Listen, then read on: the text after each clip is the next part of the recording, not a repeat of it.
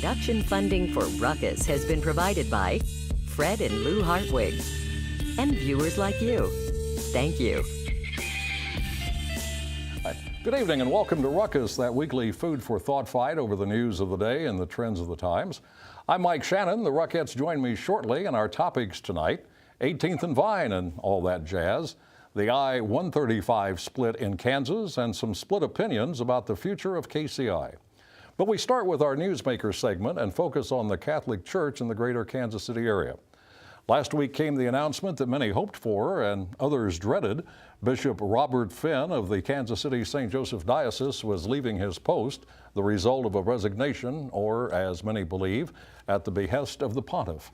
In any case, he's gone, and now the diocese is under the direction, at least for a while, of Joseph Nauman, Archbishop of Kansas City in Kansas.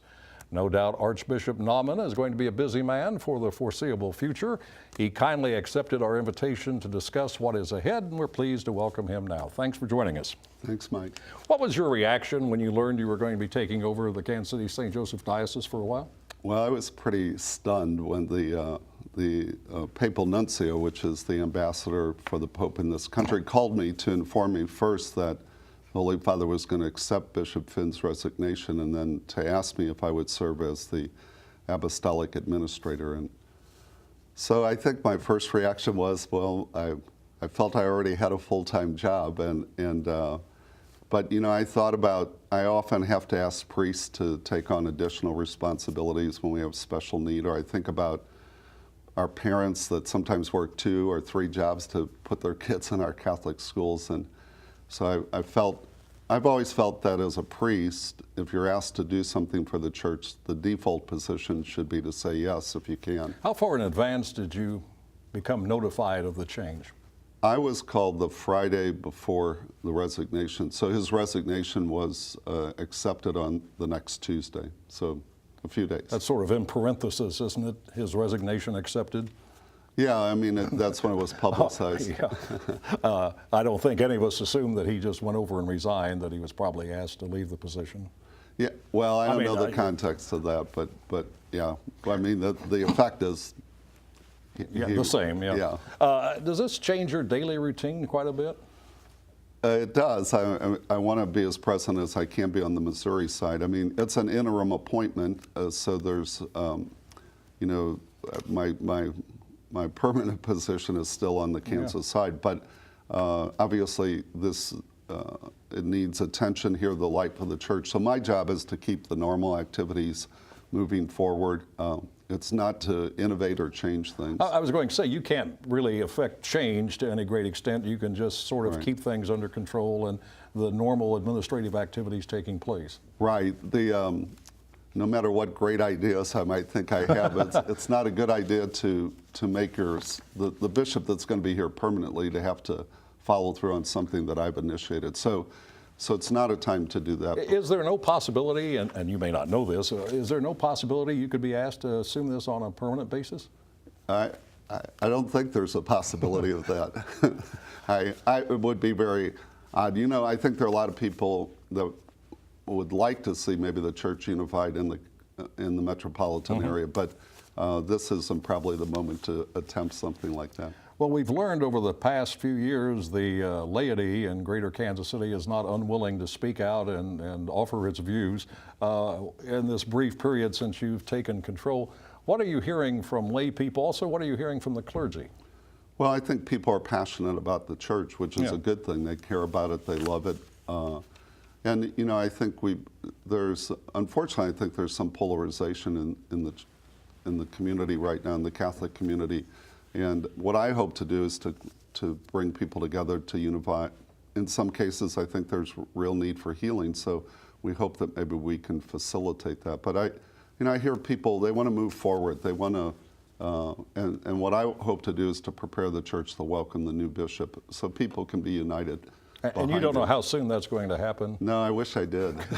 Would you 6 months? I mean, do you have any indication? No, all I can say is I know that this is a high priority for those that are advising the Holy Father on the appointment. So I think it'll get a high priority. But what Rome sees as quick action, we might not think so. Church thinks in centuries, not minutes. Yeah. Pope Francis obviously gets rave reviews from almost everyone, Catholics, non-Catholics, atheists, what have you. How do you see the Pope from your vantage point? What do you say about him? Well, I think people see in him a very authentic person. They love the passion he has for the poor and the church's responsibility to go out to the margins. So, yeah, many people say to me that we love your Pope. Non-Catholics will say we love your Pope. And I think he's got a gift at communicating, not just in words, but by the gestures, which are genuine for him. Quickly, have you ever met him? I met him this past October. I was in Rome, so it was the first time, but I don't know him well. We're, like everybody else, trying to find out as much as I can. Oh, come on, you're really good friends, right? Thanks very much for coming in. Good to see you again. Appreciate your involvement here, and good luck to you and your efforts. Thanks so much, Mike. God bless. That is Archbishop Joseph Naumann of the Kansas City St. Joseph Diocese. Now let's meet the panel and start a ruckus. Cynthia Wheeler is a communications strategist. Steve Rose is a Johnson County civic and business leader and a columnist for the Kansas City Star. Mary O'Halloran is a media and communications consultant. And Patrick Toohey is with the Show Me Institute, a libertarian think tank. The Kansas City Star's editorial page editor Steve Paul, writing last weekend, says Congressman Emanuel Cleaver, who put 18th and Vine back on the map while he was mayor, is taking another look from his vantage point in D.C. The congressman and the editor seem in agreement over a couple of key points. In nearly 20 years since its renewal, the Jazz District has not lived up to its potential, and the district's leadership is too diffuse. It's unclear who's in charge of what. Cleaver thinks the answer might be in transferring responsibility to City Hall, putting 18th and Vine control on East 12th. Before we look at the situation, let's talk about the problem. Why hasn't the district done better, attracted more jazz fans, attracted more business? Let's start with Cynthia. Well, I have a special place in my heart for 18th and Vine. That is where I actually started working in communications here in Kansas City. And in the 97 launch and the couple of years that followed, we had lots of attention. I think part of it has to do with leadership. I think another part of it has to do with exactly what Cleaver brought to attention. There have always been silos in the neighborhood on how to run it. Now the opportunity that he's presenting, I think, makes sense. You have the Director of Creative Services now at City Hall, Megan Krieger, I hope I pronounced her name properly. So does she. And I think that she comes with some experience in building tourism and destinations. We've got great revitalization going on here in Kansas City. You've got the Kauffman Center. You've got this great young community that's breathing new life and activity. So let's just hope his attempts are greeted with Well, Patrick, harmony. Are you comfortable with turning over control to city government? Do you have a lot of confidence that city government can turn things around there? KCUR did a story a few years ago on 18th and Vine, and at the time, Councilman Ed Ford said what is still true today, which is the free market businesses haven't embraced 18th and Vine, and if businesses aren't coming in to invest in the area, then it seems to me there's no reason that taxpayers should have to go in and spend their money. If people want to be in the 18th and Vine, if the public wants to be there, if restaurants and businesses want to be there, then they'd already be there. But otherwise, we're wasting money on this The investment. public is already spending money on 18th and Vine, though. Tax dollars around $500,000 a year. That same KCUR story says we've been trying to revitalize 18th and Vine to its heyday longer than it was a heyday. I interviewed the first district director or the first director of the Jazz Museum and the Blue Room. And I don't recall her name, you may know. Dr. Rowena Stewart. And I said, how long before this is self-sufficient? And I believe she said maximum of 10 years. It's Yes. now been almost 20. But I think that's because of the silos. I'm sorry to interrupt, but I do believe that's because of the community silos that existed. Well, by that you mean you don't know who's in charge of That's what, and there are exactly it. different And if I'm a business coming fiefdoms. in, I need to know where I need to lay my railroad tracks. And if I've got 3 or 4 different organizations and no real direction, I think what made it successful in 96 and 97 was you had one place to go to figure out where you could lay your railroad tracks. You don't have that now. What you have is what is it, the Jazz District Redevelopment Corp, and Corporation. then you've got the Black Chamber of Commerce and all these other entities. But it doesn't really whoever runs it is going to maybe make a difference. But if you've got an entity that's got a real problem unto itself, it really doesn't matter who you put in charge. And I think that the problem is that the public doesn't see enough reason to go down there right now. Maybe they've been down there once and they're not going back again. Or maybe they've never been down there and they're afraid to go down there. There are all kinds of reasons why the area's been struggling. I have to fight with the Well, afraid to go down there. I know what you're going to say, that there's no crime down there, and I understand crime I didn't say there was statistics. crime. But I didn't say here's that. what I want to ask Steve. Steve, you have said in the past that suburbanites are concerned about the plaza. They just don't go because they might get into some difficulty, and why bother? Do you think it's the same thing with 18th and Vine? It may be extremely safe down there. I think it is. I've been there. But do you think there's a sense that it's an area that could be troublesome? Well, I think there has to be no question about the fact that if you live out in Johnson County, for example, and you have a certain perception of the inner city, you will not take a chance in going down there. Now, they need to do a good job of publicizing the fact that crime rate is low down there, and they're doing an excellent job of keeping things safe, and that word needs to get out.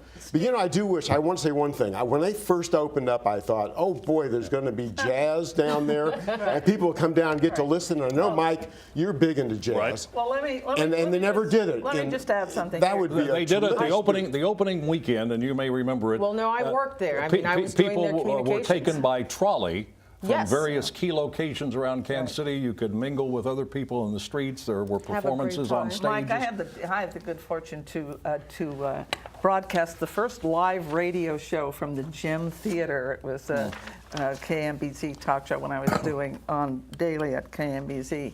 And it was such an exciting time. And you use the word railroad track. Where are we going to put our tracks down? Yes.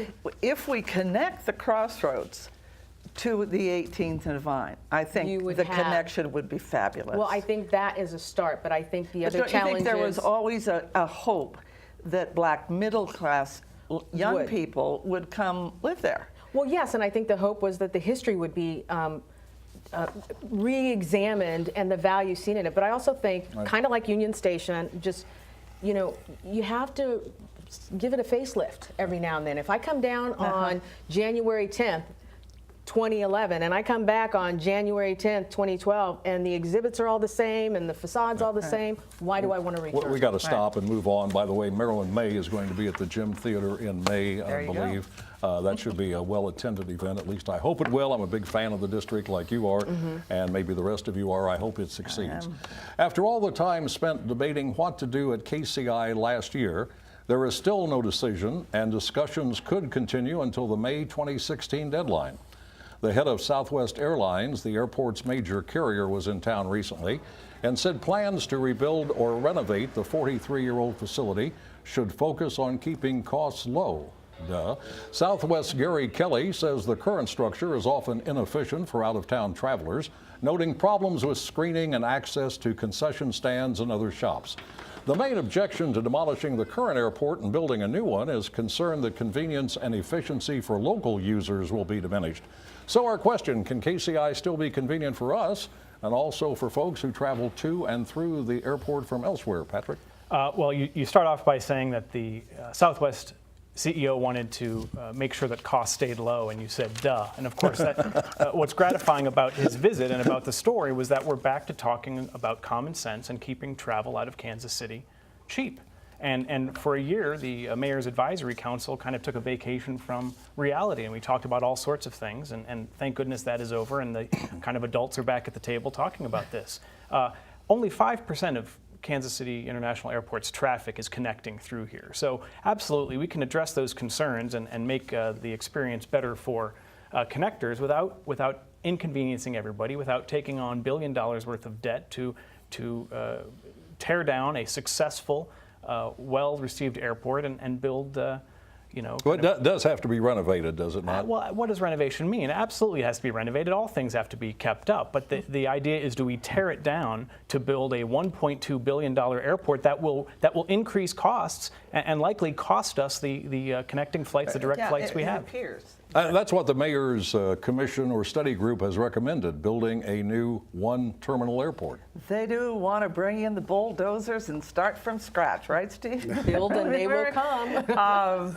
You know, the uproar in the city when that was first suggested was accompanied by Mark Van Lowe's famous statement that none of us can forget. Remember when he said, "I don't care what all of you think. You're going to have a new airport, whether you like it or not." And Mark he- Van Lowe is? Still today, the aviation director of the city of Kansas City, Missouri. However, you don't see him much anymore. The PR people have taken him off the stage a bit. But I really care pretty passionately about this issue. I really dislike the way the debate was begun in the city. Because remember all the comments about how people who wanted to keep the essential design of the current airport were labeled as emotional children who just had this, we love the ease of getting out of a car and going right We're the onto a plane. locals who didn't We're understand. local, we didn't understand anything, we don't understand the 21st century. And now the adults were going to be at the table, one of my least favorite new phrases.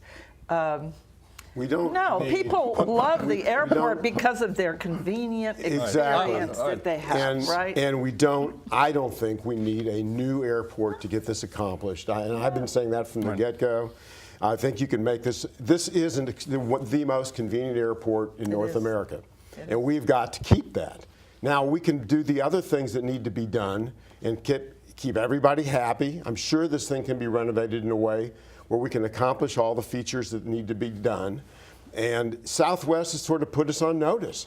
You better not get this thing too expensive or you're going to find out we're going to cut flights. He's been pretty adamant about that and very forthright about that. Well, I think So we'll now, get- now you have to ask yourself whether a $1.2 billion. Cynthia, I mean- you travel a lot. What do you have Well, to say? I think we've lost a lot of the things that if I'm coming here as a connecting flight and then transferring over, there used to be many restaurants in there. And then when I talk to folks from the Wheeler Airport era, they talk about the charm of being able to go into the Was airport. that named now. for you, by the way? I wish it was, no.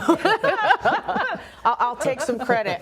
But I think the gift would be leaving it in its current state, but giving it a facelift. Sure. Yeah. And giving it what it needs in terms of energy. When I come in at midnight, I would like to go get something to eat.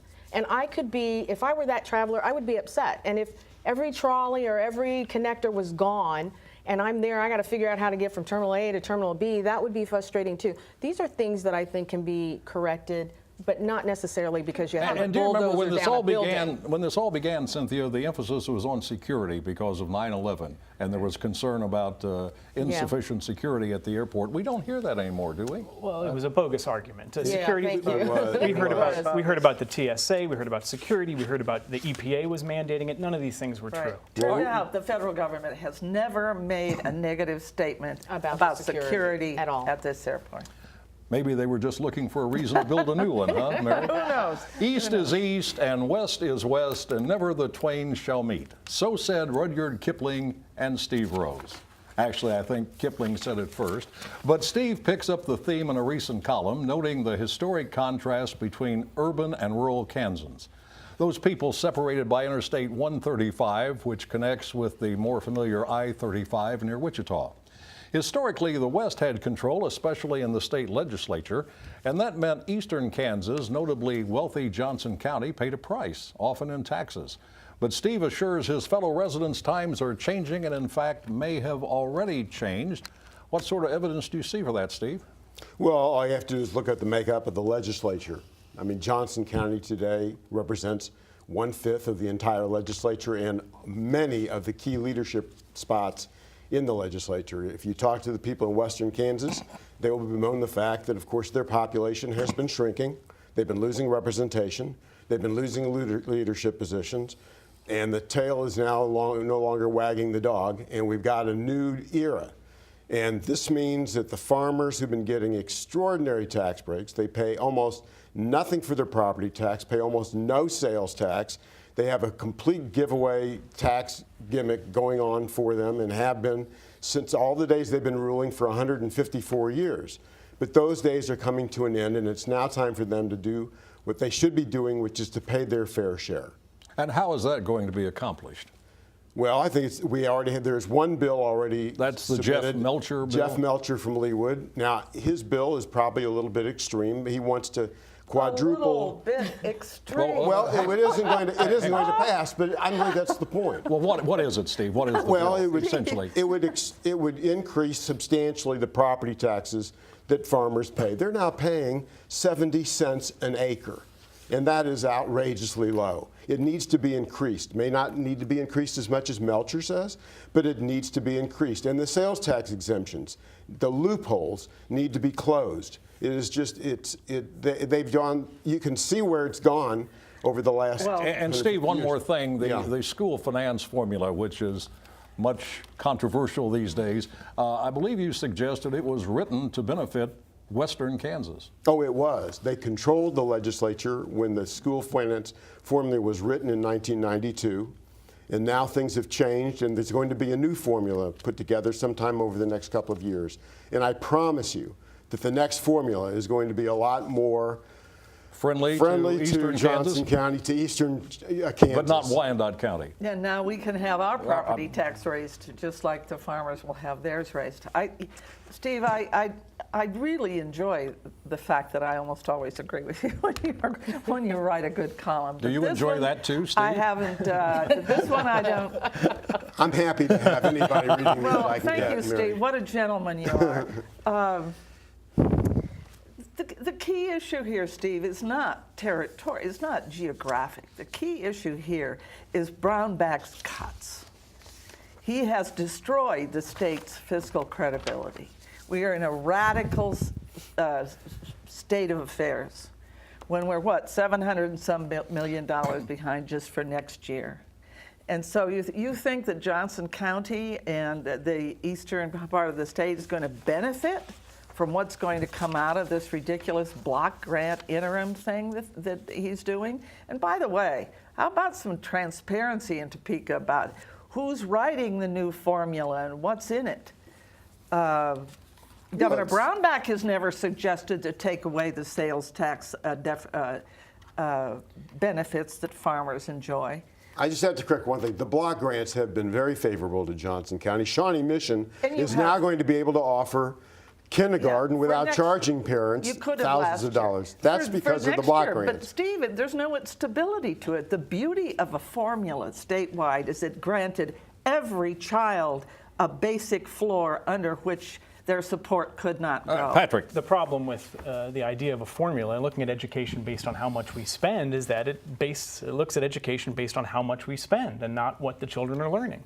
Here in Missouri, we just had an audit of the St. Joe School District and found out that nobody was keeping an eye on the books, and that the St. Joe School District is having to cut now because nobody was watching the administration and what they were doing with the money. So I say if you're worried about the quality of education, but you look only at how much money is going into the system, you've already lost the argument. And we're spending $16,000 per student in the Kansas City Public School District, and we are not getting our money's worth. But They from would somebody beg who to differ that they were spending that I need amount on a children. final quick answer from you on this, Patrick. Is it unique to Kansas that you see a split between urban and rural districts? I can't imagine it is. Certainly in Missouri, we've got that split. In Missouri, we've got an east-west split. In California, you've got northwest split. And always cities are fighting with the farmers. More school consolidation coming from all this? Well, we have 286 districts in the state of Kansas. We don't need 286 districts. And if consolidation will, studies have shown it'll save hundreds of millions of dollars if we can consolidate districts. So it could solve the become budget problem. We are And now it is time for Roast and Toast, where the Rockettes say yay or nay to people and events in the news. And we start with Cynthia. All righty, well, my toast goes to Chief Forte. Oftentimes, he, in the last couple of weeks, has taken a beating in the media, and he has been very effective in bridging the gap of relationships for the police department and the community. I hope it continues. He just had a recent forum, and I say thank you, Chief Forte. All right, Mary. Well, I'm taking this opportunity, a good kind of day. My birthday is Friday, so May Day comes and I feel great. So why not toast the Pope? The Pope, Francis of the Catholic Church, as some of you may already know, has made this week an amazing statement about the radical equality that ought to exist in the workplace between men and women. Amazing, because that's just not the kind of thing that popes say about women, and particularly this all-male, all-celibate hierarchy of people that runs the Catholic Church at the current time. He also said that the right wing in this world needs to stop blaming women going out of the home to work for the difficulties families face. He said it comes from men who just want to dominate women. Steve. It's a good statement. I'll do a quick toast to Jim Denning, who's the state senator from Overland Park. He's taken a real bashing in the press because he has come up with a series of tax increases to help plug the hole in Kansas. The Speaker of the House says we have a spending problem. The Kansas Policy Institute, which is run by the Koch brothers, says we have a spending problem. Denning says we have a revenue problem. So you have to give him credit for that. He's going out looking for more revenue rather than looking for more cuts. So I give him a toast. And Patrick. This morning, a roast to the mayor and Kansas City Council for not engaging and speaking up on the minimum wage. There was an ordinance offered to take it up and to increase the minimum wage in Kansas City to $15 an hour. It is an awful idea, but rather than posture and play politics, the city council ought to record their votes and stand up and say where they stand. Finally, a quick toast to the nation's comic-in-chief and his gag writers for another funny monologue last weekend at the White House Correspondents' Dinner. One of my favorite lines dealt with President Obama touching on the controversy about his religion. Being president is never easy. I still have to fix a broken immigration system, issue veto threats, negotiate with Iran, all while finding time to pray 5 times a day. You spoiled our surprise. Were we not all going to say happy birthday to you? And anyway, and that is Ruckus for this week. We're back next Thursday at 7. On behalf of the Ruckettes and the crew, I'm Mike Shannon saying thanks for joining us and good night.